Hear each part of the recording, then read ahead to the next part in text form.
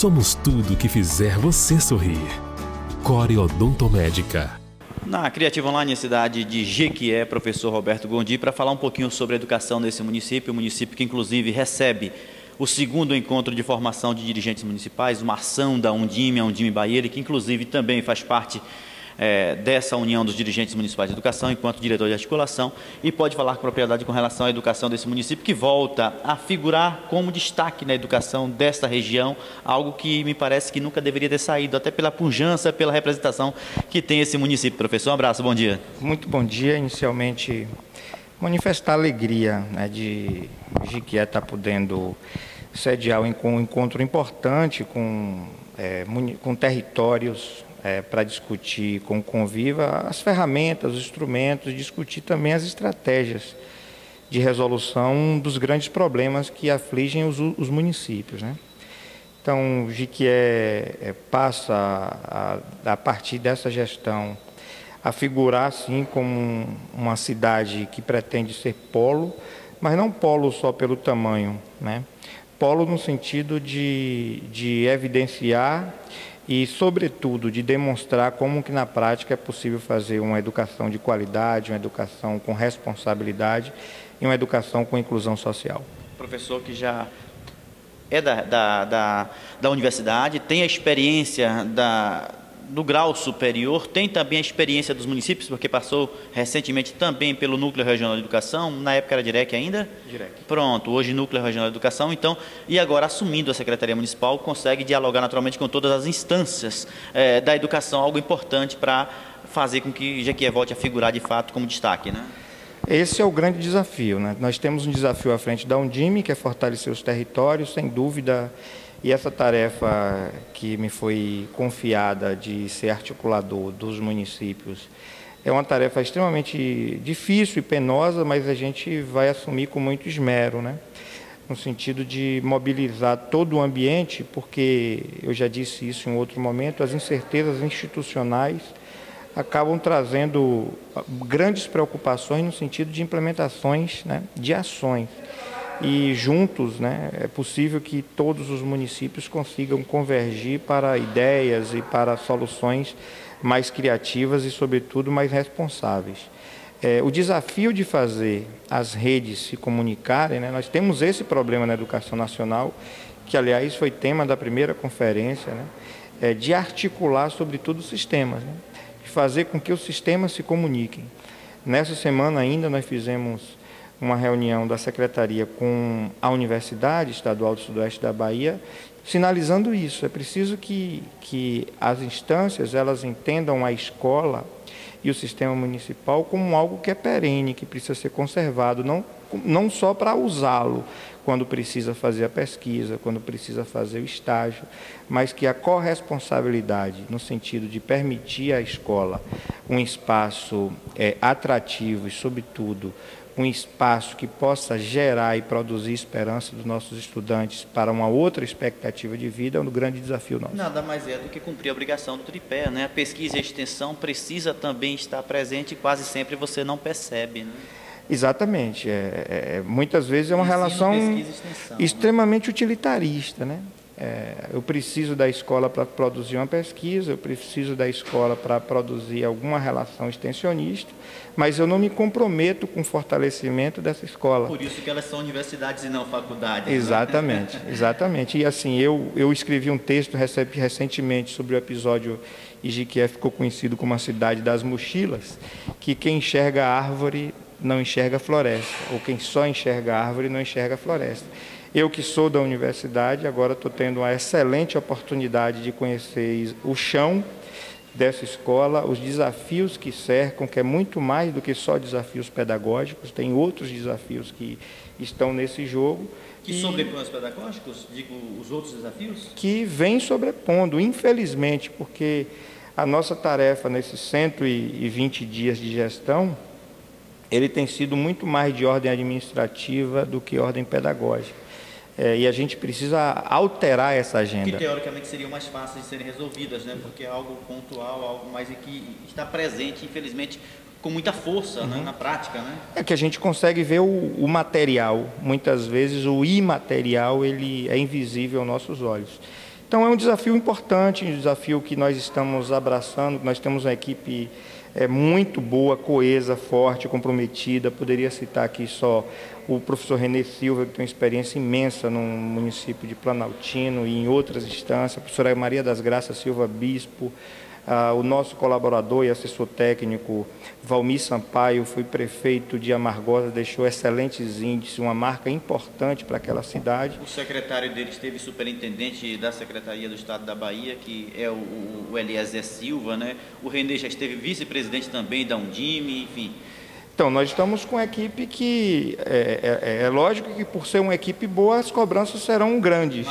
Maiores. Nós temos um horizonte muito bom pela frente, que é dialogar com o recurso que nós recebemos do precatório do Fundef, né, do antigo Fundef, e nós vamos propiciar já no próximo dia 25, né, de hoje a 8, uma audiência pública onde nós apresentaremos o planejamento da secretaria, estaremos dialogando e abertos a receber outras sugestões que a comunidade, por assim entender, importante para o investimento na educação municipal. Para a utilização desse recurso, a audiência pública deve ser esse o caminho também para toda a educação que deseja ser, para toda a gestão que deseja ser transparente e que tenha participação efetiva, né? Participação popular, me refiro, né? Eu acredito que, não sei se essa é a única, mas é uma das saídas, é conclamar toda a sociedade a participar do universo da educação. Sem a participação social, nós não vamos mudar a educação e, de resto, todas as políticas públicas só por decreto. Nós precisamos comprometer a sociedade para esse grande desafio que é revolucionar a educação. Eu tenho dito que a educação e o bom trato da educação vai refletir nos produtos, eu estou chamando produtos só como efeito de exemplificação, mas aquilo que for produzido pela escola pública, o bom ou ruim, eles estarão convivendo com todos nós na sociedade. O teu doutorado, me fale um pouco sobre ele, me fale um pouco dessas suas experiências, das suas vivências, naturalmente, enquanto professor da universidade e buscando, naturalmente, ampliar essa área de conhecimento também, né? Então, eu fiz o mestrado e doutorado na área de educação e fui dialogar muito sobre a perspectiva da história da educação, mais vinculada com a história da educação física, percebendo como que essa área que teve, por muitas vezes, educação física, que é uma disciplina do conhecimento, você não precisa nem deve ter técnicos de futebol nas escolas, é preciso compreender isso e conceber no sentido mais amplo, né? A compreensão de movimento tem que ser muito mais do que o gesto motor, né? Então, e aí dialogando sobre isso, como que essa área que tinha essa perspectiva, e de resto ainda tem algumas pessoas que imaginam a educação física no senso comum como só atividade física e atividade esportiva, como que ela colaborou com esse processo de consolidação de uma nação, sobretudo nos seus ambientes, nos seus espaços mais repressivos. Eu estou falando, a educação física no Brasil, ela ganhou mais notoriedade do ponto de vista da ação governamental no período da ditadura. Aí estou falando do Estado Novo e estou falando na ditadura de 64, naquele período, foi onde se criou mais cursos e tal, porque tinha uma ideia, uma concepção de que a educação física poderia operar nesse movimento de inibir mobilizações, de ser bem tangível nesse processo de retirar a discussão política do ambiente escolar e de outros ambientes. Então, eu fui dialogar sobre isso, como que isso nasceu na Bahia, como que os professores conseguiram se formar. Vale dizer que a Bahia foi um dos últimos estados a constituir o primeiro curso de educação física e, por curiosidade, foi em uma instituição privada financiada com recurso público, e como que esse processo de formação foi desencadeado e como que ele se modificou a partir da criação do curso da UFBA. Então, esse foi um universo nosso de investigação, e nós estamos adentrando agora com a participação de várias outras instituições, inclusive federais, a UFBA, Federal do Goiânia, Federal de Minas Gerais e outras federais do Estado de Minas, dialogando a identidade do nascimento do esporte a partir da década de 1910. Como que coincide, como que diferencia o incentivo e a participação do esporte nas regiões que a gente está chamando o sertão brasileiro.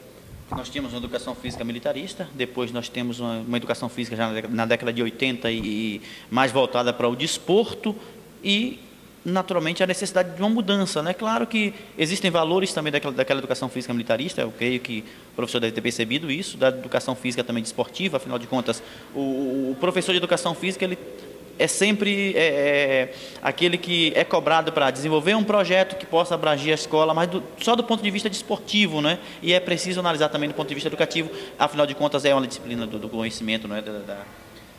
Claro, acho que na educação física no desporto, só para citar um exemplo, as experiências de vitórias e de derrotas, elas precisam ser tematizadas e problematizadas, né? A gente não ganha sempre, a gente não perde sempre.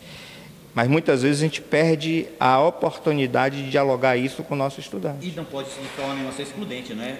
Essa atividade não pode ser excludente, né? Sem seletiva, dúvida, né? Sem dúvida, porque se a gente transforma esse espaço e essa disciplina em uma mera prática esportiva, reproduzindo aquilo que o esporte convencionalmente assistido, a gente perde uma grande oportunidade de rendimento, sobretudo, né? A gente perde a oportunidade de dialogar com os estudantes que estão em processo de formação e isso que eles vão conviver.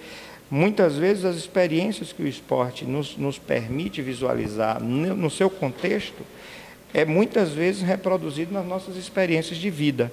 E é isso que a contribuição talvez mais importante que a educação física pode dar no interior das escolas. Tá certo. Para finalizar, o anfitrião, o professor Roberto Gondim, que experiências ficaram para a tua vida enquanto pessoa, enquanto cidadão, enquanto educador e enquanto gestor desse episódio recente que tomou aí o Brasil inteiro?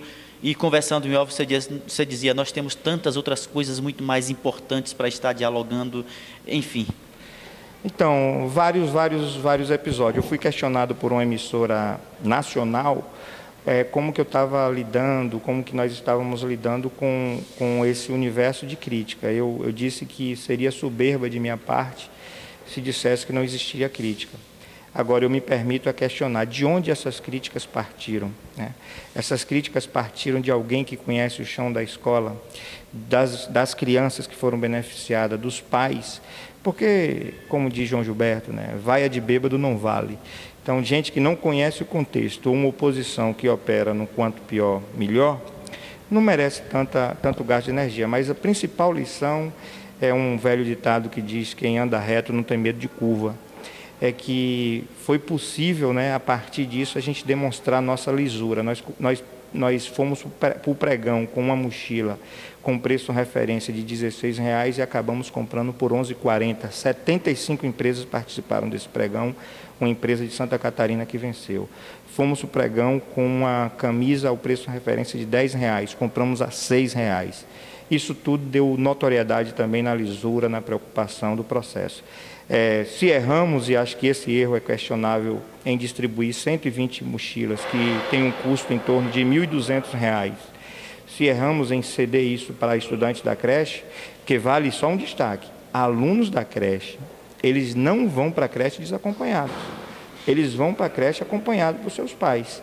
E o olhar naturalizador que precisa ser revolucionado do ponto de vista da visão do serviço público, porque se você vai numa escola privada, é comum você ver mochilas muito maiores do que aquela. Você está falando de alunos que são 120 alunos, em média, no universo de quantos alunos na rede municipal? De 16 mil. Nós distribuímos 15.880 mochilas certas.